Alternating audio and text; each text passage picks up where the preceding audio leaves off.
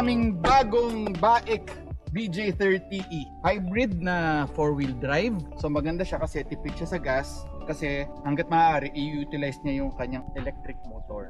Pero pag kailangan extra power, saka siya gagamit ng gas. So tipid. Okay kasi since hybrid siya, wala kang color coding. Silipin natin yung loob.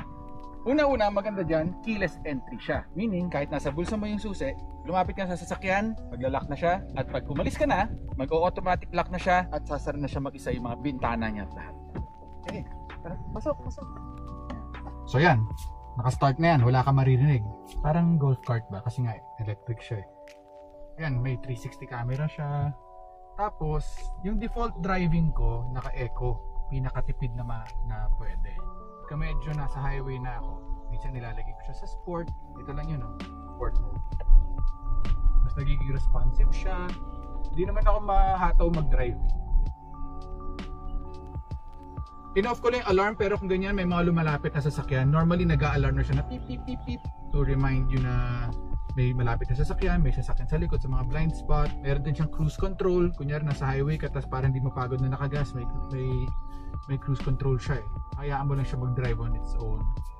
Tapos meron din na steering wheel assist. Kumbaga it keeps it in the middle of the lane. Di ba control mo pa rin, pero tumitigas siya sa mga, pag kunyari mas mabilis ka ng konti, mas nagiging stable. Ito, may mga hill descent. Tapos ang galing, kahapon nag-park ako sa steep hill. Pag release ko na handbrake, hindi siya ma-atras. Talagang pag-gas ka lang, mag-gas na siya. So many simple features na helpful. So aside sa fact na meron siyang automatic na pwede mo i-on yung aircon bago ako sumakay. On really hot days, meron din siyang seat cooling function. Kasi yung upuan mismo yung lalamig. Diba may mga upuan na may heater, ito naman may pampalamig. Meron ka ditong charging port, ito.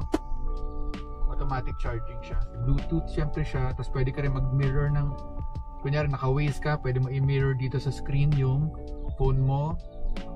Lang yun. Para talaga siyang smart car kumbaga.